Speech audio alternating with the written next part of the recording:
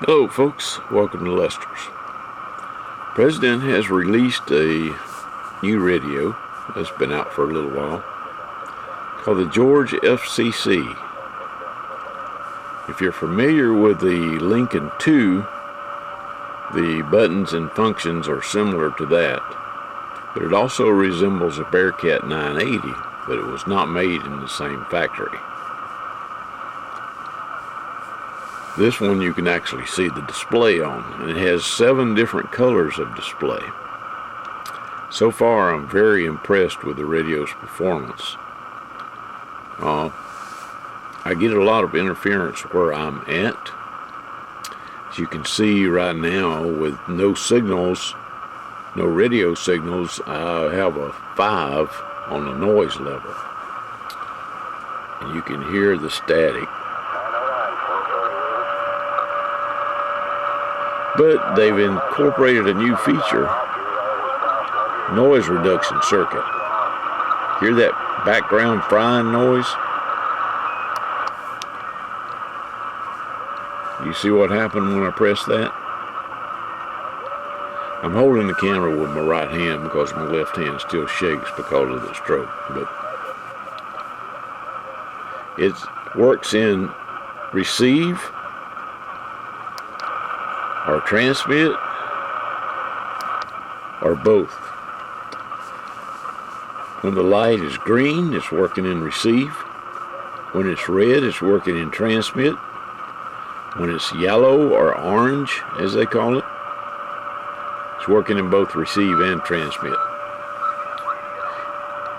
You don't really need it in transmit unless you're in like a noisy truck. Then it would be nice to have for the people you're talking to. Okay, has a talkback feature. It's loaded with features, folks. And the radio works great.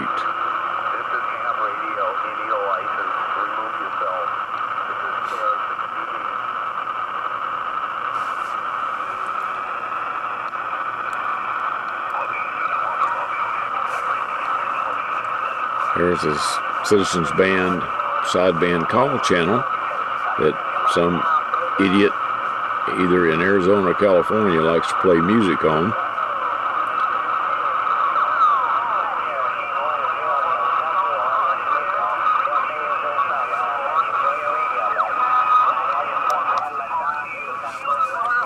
Hopefully you could hear that change. Cleared up the background noise. I really like that feature.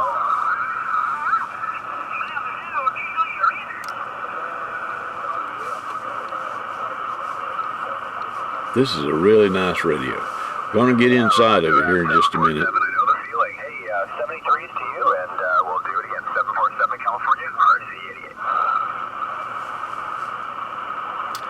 RC88. It has a box, a channel monitor, the RF gain. If you want to change the RF gain, you press it in and hold it until the display says RF gain. Then you use the channel selector to change the RF gain level. Okay. And if you just leave the buttons alone, in a couple of seconds it goes back to standard display. Super nice radio. If you're thinking about buying a Bearcat 980, buy this instead. Okay? Alright, more to come. Okay, I want to show you guys the weather function on this radio. It has an excellent weather receiver. Right now, I'm on the local weather channel.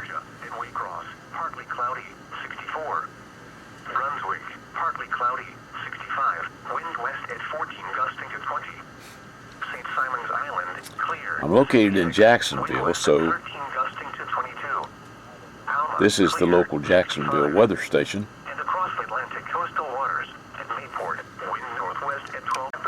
Okay, that's Jacksonville. That's Daytona. Kind of weak. That is Gainesville. Highs in the upper 60s. Northeast winds 5 to 10 miles per hour. Monday night, mostly cloudy in the evening, then becoming partly cloudy. Seas 3 to 5 That is Palatka. 10 seconds. Intercoastal waters a moderate chop. Look at the signal strength. Northeast winds around 5 knots, becoming north after midnight. That's Valdosta. I don't hear them at the moment. There is one thing I don't like about it. You can't open the squelch all the way. The squelch is like auto set. It opens itself when it receives a signal, a strong signal. There's probably an adjustment either in the menu or inside the radio to adjust that. Intercoastal waters choppy. Monday. And I think that's Jessup. Dominant period 10 seconds. Intercoastal waters a moderate chop. Monday night, northeast winds around 5 knots, becoming north after midnight.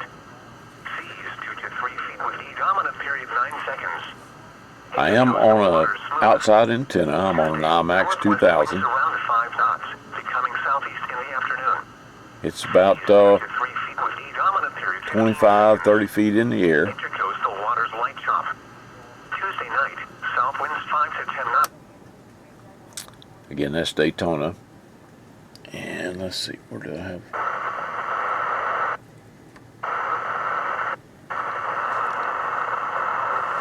Sometimes, but it's not. I can hear it in there, but not well enough to understand what they're saying.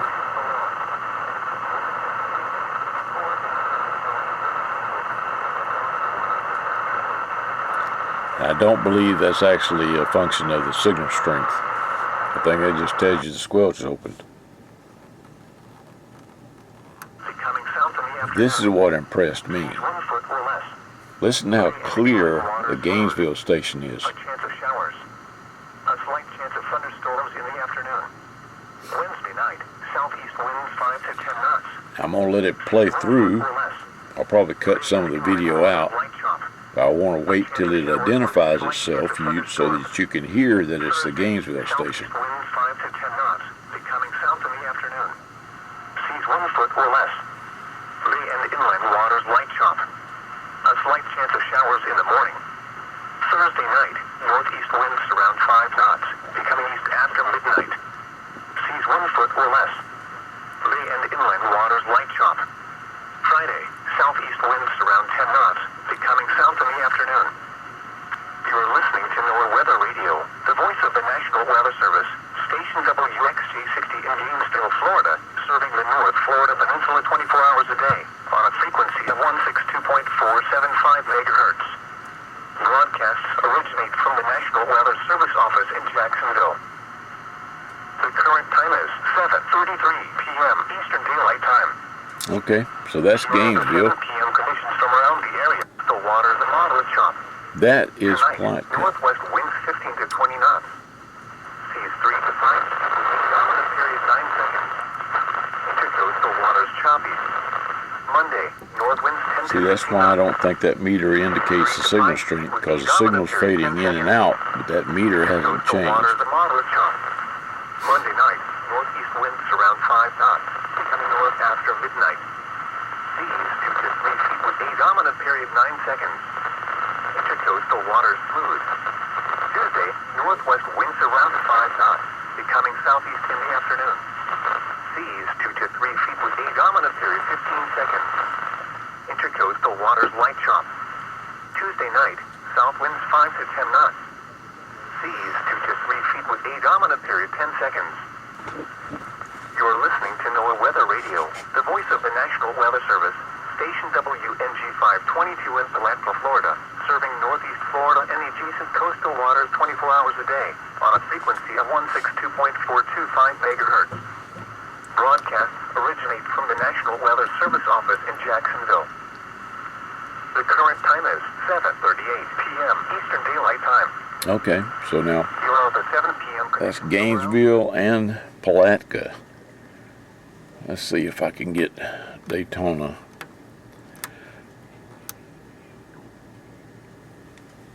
looks like I'm not going to be able to get Daytona right now. But anyway, that's why I'm very impressed with the weather receiver on this radio. It's outstanding. Overall, I love the radio. I'm going to get one for myself. Okay, more to come. Draft advisory is in effect Okay. for the offshore This waters is of Volusia Daytona. and Brevard counties and will expand What to I include did the offshore was waters switch of the to Treasure Coast a later this different afternoon and antenna. across the I nearshore switched waters to of the my, Treasure Coast later tonight. Small craft should it is exercise another caution as they IMAX drain into the 2000, but it's in a offshore different Treasure Coast location waters around the property. mid-afternoon and across the nearshore waters of Volusia and Brevard counties into tonight. Days 2 through 7, Monday through Saturday. Now it's picking up interference from a station in Georgia, I Through at believe. least Monday.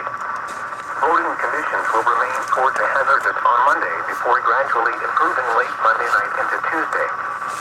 Fire-sensitive conditions are expected to develop Monday and Tuesday across the interior, with minimum relative humidity values falling to 30 to 35%. A disturbance is forecast to develop over the eastern Gulf of Mexico by midweek, which will bring the chance for lightning storms to portions of east central Florida on Wednesday. Spotter information statement. Spotter activation will not be needed this afternoon and tonight. Serving Daytona Beach. No, in actually, vicinity. no, This it's is NOAA Lake Weather City. Radio Station KIH 26, the voice of the National Weather Service. This broadcast comes to you from the National Weather Service office in Melbourne, Florida, on a frequency of 162.4 megahertz. A required weekly test of the NOAA Weather Radio Public Warning System is conducted each Wednesday between 11 a.m. and noon, and again between 6 and 8 p.m. If severe weather is expected, this test will be postponed until the following day. The forecast for the Daytona Beach NOAA Weather Radio listening area. Tonight, partly cloudy. Lows in the lower 50s. Alright, so North winds 10 that's to the 15 Daytona miles per hour. station Monday, partly on a sunny. different antenna. Highs in the mid-60s, 2 to 4 feet. Occasionally to That's 5 the feet. Gainesville station. Bay and inland waters choppy. Friday night, mostly That's the cloudy. Palatka station. Lows in the mid-60s.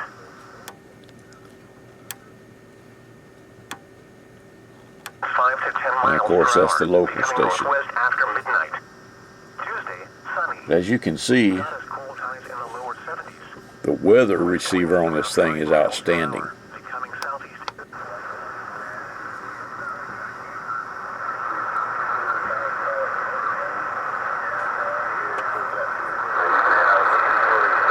Alright, hear that frying noise? Watch what happens when I turn on the noise reduction circuit. Isn't that nice?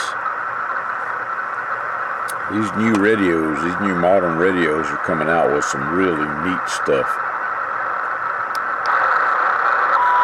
That's transmit only. The noise reduction circuit works in transmit as well as receive.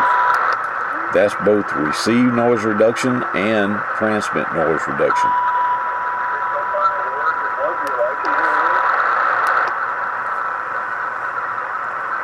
I'll be running mine right there. Okay, more to come. Okay, what's inside the George? First off, I like the way that they're doing the chassis. It's a thick, I believe it's aluminum. Wouldn't swear to that. Kind of looks like pot metal, but I don't think it is. I think it's some kind of aluminum blend. But makes for a nice heat sink. You can see we've got a driver and a single funnel, but there is a place for a second funnel, which I might experiment with later. But it looks really familiar, doesn't it? One radio that comes to mind is the Striker SR955, the new one.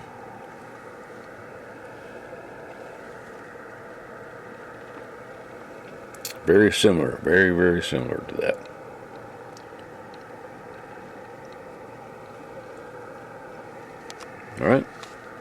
More to come.